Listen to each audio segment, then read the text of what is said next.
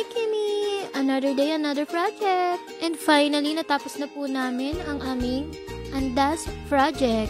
Dito na nga po, ipapakita ko na sa inyo ang aming mga ginawang preparation.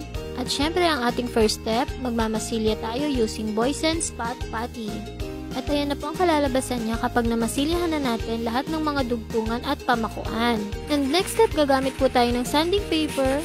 Mano-mano muna nating lilihahin yung mga pinaka-details niya, design at mga kantuhan. Naka-importante sa lahat yung mga nakaukit sa kanya. Dapat mapakinis natin ng mas maayos. And next naman po is gagamit tayo ng palm sander para mas mapadali ang pagtapos ng ating project. Ito yung pinaka-hassle na part dahil talagang uulan ng alikabok. Pasadahan lang po natin yung mga ibabaw, gilid at yung mga lahat ng kayang abutin ng sander para mas maganda at mas makinis ang ating project. Iba talaga ang outcome kapag gumagamit ka ng palm sander kaysa sa simpleng liha lang. Mas mabilis na yung proseso at mas maganda pa yung project. And next naman po, mamanuhan po muna natin siya ng isang pasada ng Boysen Oil Wood Stain. Usually po kasi, based sa experience namin, lumalabas yung ibang problema ng kahoy kapag ka nababarnisan na. Kaya papasadahan muna namin siya ng isang beses para lumabas lahat ng dapat pa naming masilyahan. And yes, magastos po yung ganun sa wood stain pero quality naman. And next po, papasadahan din namin siya ng isang beses ng sanding sealer. Hahaluin nyo lang po yung lacquer thinner at lacquer sanding sealer hanggang sa ma-achieve nyo yung labnaw na gusto nyo. At saka nyo i-spray sa inyong project. Ang purpose po nito ay para mas mapalabas pa yung ibang gaspang ng kahoy. And next naman po, ayan na nga, lumabas na yung mga dapat nating masilyahan pa. Kaya magpapasada ulit tayo ng spot putty. This time, mano-mano na natin siyang liliyahin.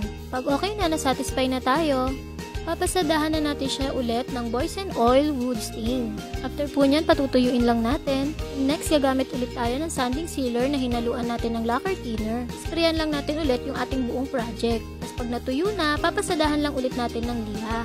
And next po, ito na yung pinaka-final na i-spray natin. Para sa ating magiging top coat, gumamit lang po kami ng Hudson Polyurethane at Hudson Reducer. Imimix lang po natin yan at i-spray natin sa ating project. Magpapakintab at maglalabas ng ganda ng ating project. Patutuyuin lang po natin yan and then, pag okay na, maglalagay na tayo ng details niya na gold. Sa gold po, gumamit lang kami ng Boysen Clear Gloss na hinaluan namin ng gold powder. Ito na po yung matagal na proseso dahil mano-mano po natin yung iba-brush. At dahil mababa lang po yung napatungan namin ng project, ayan, todo effort ang daddy, may pahiga pa nga. At ito na po yung pinaka magiging last na proseso ng ating last project. Sa mga gusto po magpagawa, magpa-repaint ng bahay, ng mga cabinet, magpa-customize, huwag po kayong mahihiyang mag-PM sa aming FB page na Kim Gels Woodcraft. At ito na po ang kalalabasan ng ating Andas project. Yun lamang po sa ngayon, Kimi. Thank you for watching. See you on next project. And please, pasupport po ng aming FB page.